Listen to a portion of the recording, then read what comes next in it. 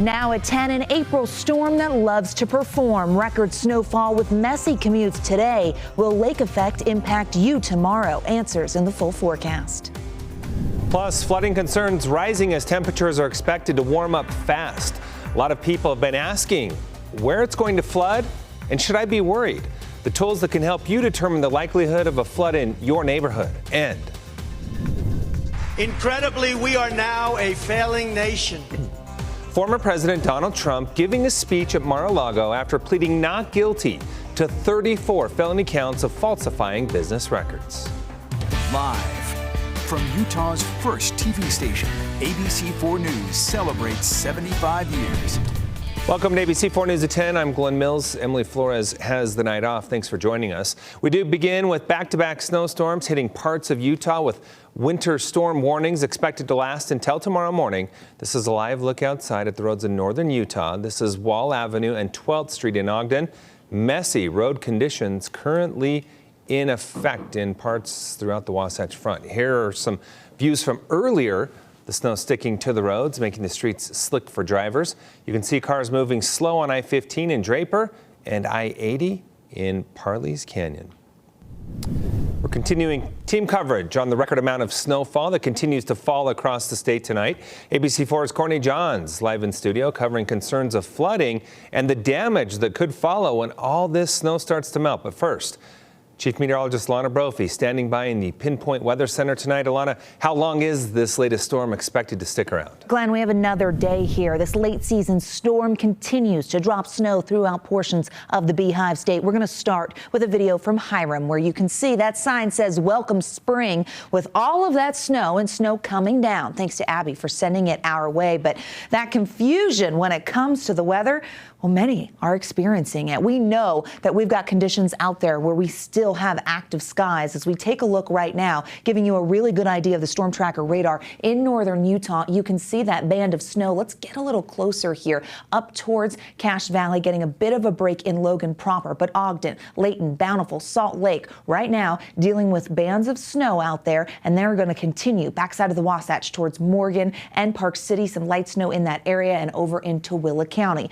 Active conditions, which is why our winter storm warning was extended this evening. Yep, we've got a lot going on, and we've broken several records today. Daily snowfall records falling in several portions of the state. That includes up near Bear Lake, Laketown, Randolph, Mountain Dell, Logan, downtown Salt Lake, and Spanish Fork, all getting snowfall records just for today, and we have more on the way. The alerts extended to include the Wasatch Front, Millard and Juab counties, as well as the Wasatch Mountains. And as we take a look at those winter storm warnings that are currently in effect, you're able to see that Tooele County and the Wasatch Front still looking at accumulating snow with lake effect as we head into the overnight. So more snow on the way. Travel is going to be compromised. It was tonight. Visibility tough out there on the roads in Salt Lake County. The wind direction funneling that fire hose of moisture into different portions of northern Utah. What you're seeing in red is where we will see road snow. That potential for that does include the Wasatch Front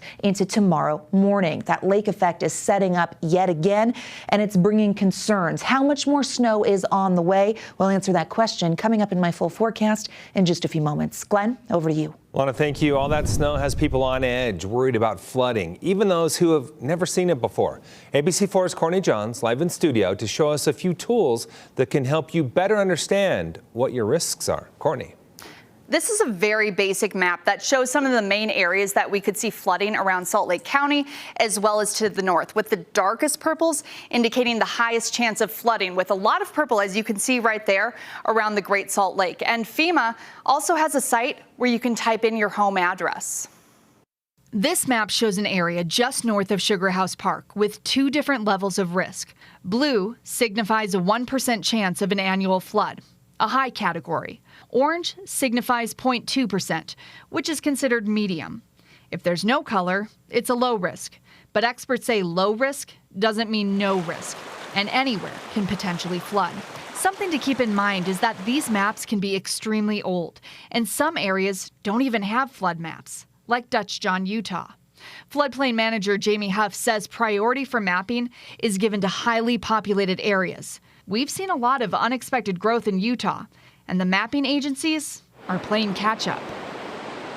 We're building in places that maybe, some of our communities never imagined, would be built into now. So now we're having to keep up with that to map those particular areas and provide more of that information and risk information to those residents. Huff says you may also want to check in with your local floodplain manager because they often have more updated flood information. Every city is different on who is responsible for this, but a good starting point would be to call your city or county's main line, and then they should be able to direct you to the right person. And of course, we've said it before, we're going to keep saying it. Remember, homeowners insurance and renters insurance doesn't typically cover flooding. And if you do buy that insurance, it can take up to 30 days to activate. So now is a good time to start looking into this. Back to you. Thank you, Courtney. Tonight, former President Donald Trump insisting he's innocent of the 34 felony counts he's being charged with. He spoke to a crowd of supporters at Mar-a-Lago just hours after his historic arraignment. Washington correspondent Hannah Brandt has more on what he's saying.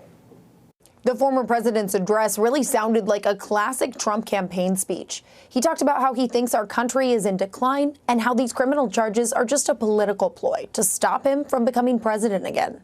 And I never thought anything like this could happen in America. Former President Donald Trump defiantly denied any wrongdoing in a primetime speech from Mar-a-Lago. The only crime that I have committed is to fearlessly defend our nation from those who seek to destroy it. Just hours before that, he sat in a courtroom and pled not guilty to 34 felony counts of falsifying business records. Manhattan District Attorney Alvin Bragg says Trump orchestrated a hush-money scheme to kill stories that might have hurt his 2016 presidential campaign, including payments made to 2 women who claimed they had affairs with Trump and to a Trump Tower doorman who said he had damaging information about Trump. The criminal charges are for allegedly lying about the payments in business records. It's not just about one payment. It is 34 false statements in business records that were concealing criminal conduct. The former president and his supporters say the case is politically motivated and meant to hurt his 2024 presidential run. But Bragg argues it's just the opposite. Everyone